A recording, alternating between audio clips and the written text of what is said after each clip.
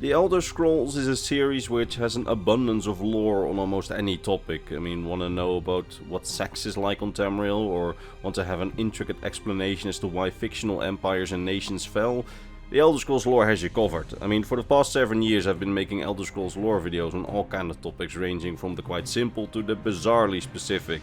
And in those years I've often stumbled upon pretty big questions which the lore, up to the present, fails to answer. And today I want to take a look at some of these lore mysteries, not the big kind which everyone is aware of and have been covered to death by other channels and mine to some extent, like for example, why did the Dwemer disappear? But rather, we're focusing on smaller lore mysteries of the Elder Scrolls universe that you may have missed, even if you're a big Elder Scrolls fan.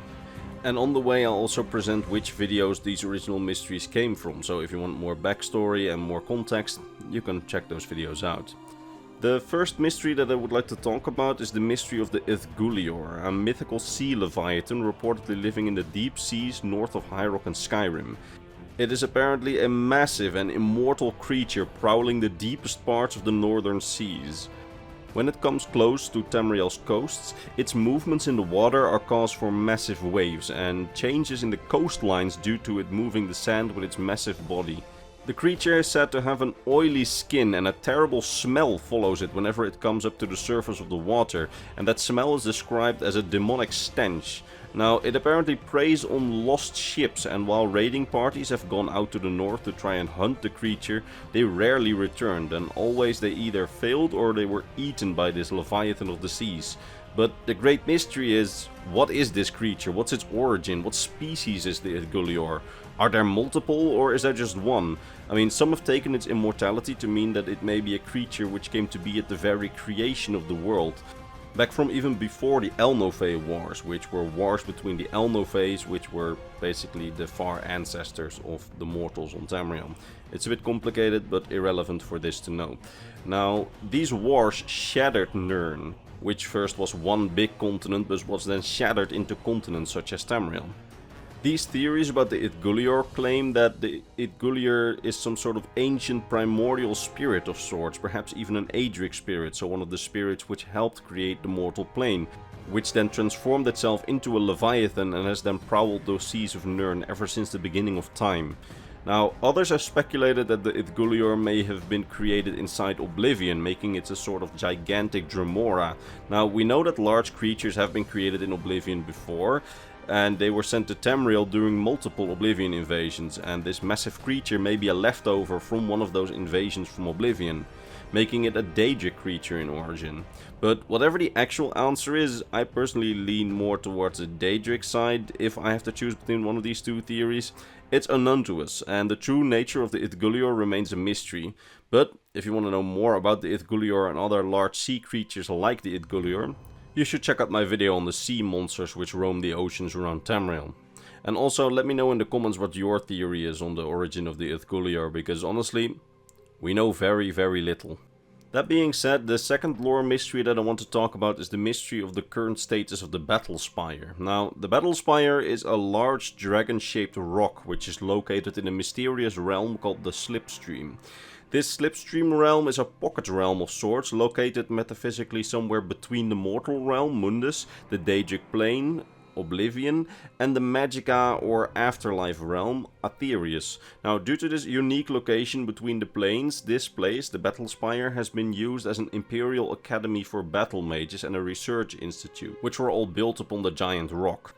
Now, very briefly, there's a huge advantage to this location in the Slipstream, as this unique location between the planes allow mortals to adjust themselves to life in other planes than the mortal plane, like for example adjust themselves to a life in Oblivion, in a place which is still tethered to the mortal plane, leading to less mental problems after prolonged times in an Oblivion realm. As in the lore, people definitely shouldn't spend too long in a plane of Oblivion without proper adjustment, as that leads to mind issues. Anyway, this Imperial institution, which first came to be used in the late First Era during the time of the Riemann Empire, fell into disrepair during the Imperial Simulacrum, which was the period where the Imperial battle mage Jaegar Tharn locked the Emperor Uriel Septim VII in a plane of Oblivion and disguised himself as the Emperor, which threw the Empire, which then spanned all across Tamriel, in a bit of chaos. Now, that situation would be resolved by the hero of the Elder Scrolls 1 Arena, That's basically the whole plot point of the main quest. But chronologically, at the same time, the events of the Elder Scrolls Battlespire take place, where the hero, which enters the spire, finds out that Jaegar Tharn sold the Battlespire out to the Daedric Prince Mehrunes Dagon, who several years later during the events of the Elder Scrolls IV Oblivion would invade Tamriel, so it was a pretty attractive deal for the Daedric Prince to get a place directly linked to both the Mortal Plane and Oblivion under his control. Luckily for the people of Tamriel, the hero of the Elder Scrolls Battlespire managed to defeat Dagon's minions and drive his forces out of the Battlespire and temporarily weaken the Daedric Prince himself. However, we have very little information on what exactly happened to the Battlespire after Dagon's minions were driven out. From some of the content meant to serve as a sort of post-game epilogue in Battlespire's game guide, we find out that the facilities that the Imperial Academy and Research Station had been using previously had all been destroyed by Dagon and his minions, and that significant Imperial reinvestment in the station would be needed to get it all back up. But the money wasn't there at the time, so the gates giving access to the Battlespire were sealed, as even when the money would have been there, now the Empire knew that the Daedric princes were interested in taking over the facility in order to harm Tamriel, meaning that any personnel there would henceforth be in danger of being killed by invading Daedra. However, despite the entrances officially being closed, those who were determined enough and had sufficient magical skill could still find their way in, because we know that somewhere around the events of the Elder Scrolls IV Oblivion, a mage and his apprentice entered the Battlespire again, only to find a rotting, abandoned academy completely in ruin and sealed entrances to most of the planes of Oblivion. So even if the academy or facility was once again built there, it most likely couldn't be used to travel into Oblivion anymore, explaining why there was never any form of reinvestment. However, since we know that the Battlespire wasn't destroyed and access to some other pocket realms, like for example the Soul Cairn, apparently still remained active from the facility, we do have to wonder what happened to it by the time of Skyrim in the 4th era. I mean, while the Septim Empire in the closing days of the 3rd era wasn't willing to put any investment into it, what about the Thalmor, for example? There's theories that there were entrances to the Battlespire all around Tamriel. I mean, what if they decided to go back to the Battlespire from, for example, an entrance in the Somerset Isles? Perhaps they found a way to reopen the gates to Oblivion in the Battlespire, which could provide a workaround to the permanent protection of Mundus from Oblivion, which came about by Martin Septim's sacrifice, and also could lead to a lot of interesting research, because that's what the Battlespire used to do under the Septims and the Riemann Empire. Now, even if Somerset, Valenwood and elsewhere do not contain an entrance to the Battlespire and it's only accessible through Imperial territory, then what about the Mede Empire in the 4th era? I mean, being faced with a magically superior Altmerry Dominion, the Mede Empire may have reopened the Battlespire to train battle mages again and putting reinvestment back in. I mean, the point is that we really have no idea, and it could provide an interesting plot point for the next Elder Scrolls. So, let me know what you think may have happened to the Battlespire later on in the comments. Also, just like with every mystery I present in this video, I have a video on the Battlespire in the description of this video, which provides additional historical and contextual information on the Battlespire, in case you're interested in finding out more. Alright, so the third lore mystery is the mystery of what happened to the Gehenoth, a fearsome creature which, according to the lore, prowls the snowy fields and forests to the north of Skyrim. This pretty scary creature hunts at night, targeting sleepy travelers, and only made one appearance in the now very ancient Elder Scrolls mobile game, The Elder Scrolls Travels Dawnstar, and functioned as this terror beyond the walls, which players should rightly fear, as it could absolutely demolish the player, and its existence functioned as a sort of incentive for the player not to sleep outside but instead spend their nights inside the town. But ever since The Elder Scrolls Travels Dawnstar, we have not seen it make any other appearances in the lore or in the games. There's many theories in the lore community as to why the Gehenoth does not appear in the Elder Scrolls V Skyrim or the Elder Scrolls Online for that sense. Now, for example, one theory states that the Gehenoth may have been the result of a sorcerer's failed experiment around the time that the Elder Scrolls Travels Dawnstar takes place, which was in the 3rd era. I mean, this would explain why they weren't there in the past, so in the Elder Scrolls Online, as they had not been created yet, and also explaining why by the time of Skyrim, hundreds of years after the events of Dawnstar, they are also not there, as they may have been infertile due to the experiment and thus eventually went extinct or got hunted. Now, another theory states that they may be Kamal snow demons from the continent of Akavir, which could make sense, but then we should have seen the mini Elder Scrolls Online, which takes place right after the second Akaviri invasion, in which the Kamal invaded Tamriel from the north. I mean, whatever explanation you deem more likely, we have no solid answer on what happened to the Gehenoth population in the north of Skyrim, so for now it remains a mystery.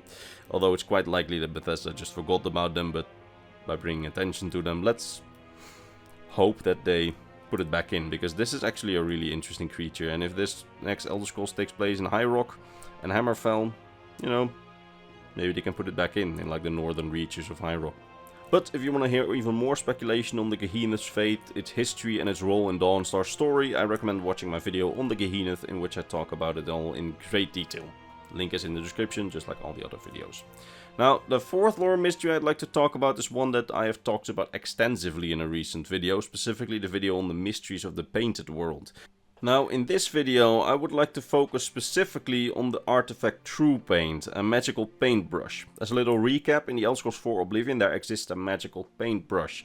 This brush is capable of turning canvas into an actual world that a painter is able to enter, and if a painter enters the world with the artifact Truepaint, the artifact will paint anything that the painter thinks about life-size in the canvas world. Then, as it appears in the canvas world, that which is created in the painted world will also appear on the canvas, turning the canvas into an almost lifelike painting. Now, this allows the painter to create literally anything as far as their imagination reaches. And once they're done in this canvas world, their creation translates into this beautiful lifelike painting in the real world. While the painter is working, we call this little world that he enters to paint the painted world, or a painted world, since there are multiple, and it can be entered and adjusted as much as the painter wants until the painting is locked, after which the canvas can be sold as a painting.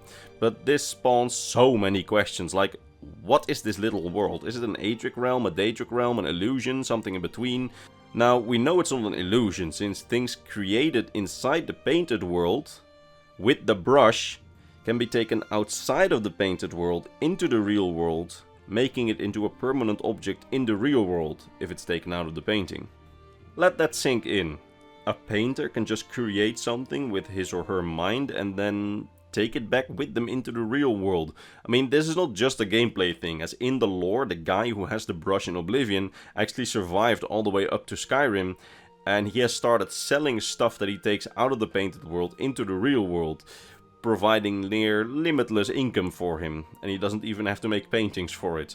But that's not even all, because the brush can even create living creatures which have souls, as we can see in Oblivion, where someone who tries to steal the brush accidentally paints trolls which end up killing him instead of protecting him. And these trolls have souls. This is one big mystery, as this very little talked about artifact, Truepaint, may be one of the most powerful artifacts of all time if you look at it that way.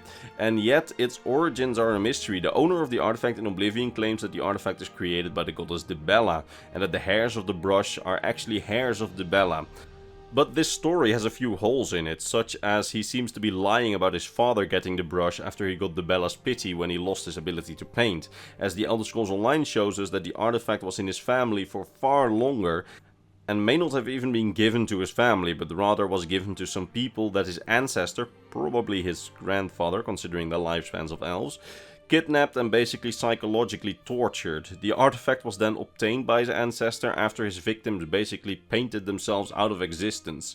While it's possible that Dibella gave the victims this paintbrush Truepaint, it's also very much possible that it wasn't Dibella at all, but rather the Daedric Prince of Bargains and Tricks, Clavicus Vile. Daedric Prince known for striking up bargains with mortals where he fulfills their wishes, which usually end up biting the mortal in the end. I say this because Truepaint has quite a dark side, which seems uncharacteristic for something that the goddess Dibella, who was the goddess of beauty and passion, would create. I mean, think about it. Creatures which are painted with Truepaint are able to kill their own creator, and we have seen multiple instances of people getting locked inside their own paintings, never again to enter the real world unless rescued from outside. That seems more like Clavicus Vile's MO, so the true origins of the brush and what exactly those painted worlds are remain a mystery to us. But if you want to know a bit more about Truepaint's story as we have it in the games, and want to know even more speculation by me on the subject, watch my in-depth video on the subject, which is also in the description of this video. Alright. Fifth and final lore mystery I want to talk about today is the mystery of what happened to Tamriel's most notorious prison, the Blackrose prison. Ever since the early Second Era, the Blackrose prison, nicknamed the Rose, served as the most notorious and brutal place where the Second and Third Cyrodiilic Empires housed their worst and most powerful criminals, and sometimes also political dissidents. Located in Blackmarsh, it was a prison built right in the middle of impenetrable swamps with aggressive flora and fauna, meaning that aside from the heavily guarded main road, prisoners had no direction to escape in without most likely dying. Now, the Akaviri potentates of the Second Empire extensively used the prison to lock up criminals and their enemies, and after the fall of the Second Empire, the prison was eventually taken over by local Orgonian gangs, but was eventually reclaimed, repaired and once again more used by the Third Empire of the Septims. It was actually used all the way up to the years after the Oblivion Crisis had been stopped. For example, the henchmen of Yeager Tharn, the antagonist of the very first Elder Scrolls game that we talked about before, were said to have been locked up here in the Rose during the final days of the reign of the Septims and the subsequent reign of potentate Okato. However, in the year 5 of the 4th Era, Blackmarsh, the province which the Blackrose prison is located in, secedes from the Empire, leaving the Blackrose prison out of the Empire's hands. So the question is, what happened to the prison? Did the new government of Blackmarsh, ruled by the Ansalil, which is a heavily nationalistic faction, continue using it for their own criminals? Did the Ansalil, who didn't particularly have good relations with the Imperial government in the first few years of their rule over Blackmarsh, set all the prisoners free, since they were generally wanted by the Empire and in some cases even political prisoners and not dangerous ones? We don't know, and it's something I very much wish that we had got an answer to, but after Oblivion, the Blackrose prison is never again mentioned in the lore. Anyway, as with the previous topics, I have an in-depth video on the Blackrose prison, including an extensive overview of its history in the description of this video. And I also have a video in the description detailing those Ansalil, the ruling party of Blackmarsh, who are quite enigmatic and elusive themselves, so definitely interesting to learn about, in my humble opinion. So watch any of those videos if you want to learn more. Now, those were 5 lore mysteries that you may not have known about. Let me know if you heard any new ones that you didn't know about, and please, share your theories on each of the mysteries in the comments of this video. Anyway, it's now for me time to end this video, so all that's left for me now is to vocally thank my top Patreon supporters, Mr. Bernardo Binda, Gabriel Binda, Polarized Putin, Athena Hyodis, Volkjor of Argonia, King Chris, Bulge, Scribe the Scrolls, Doji, Fenrir, Sword of Bushido, Rakai, Zarmikal and Mr. Christmas. It's thanks to these people and all the others on screen that this channel stays alive, and for that I'm very grateful. That said, I hope to see all of you in the next Elder Scrolls lore video. Bye bye.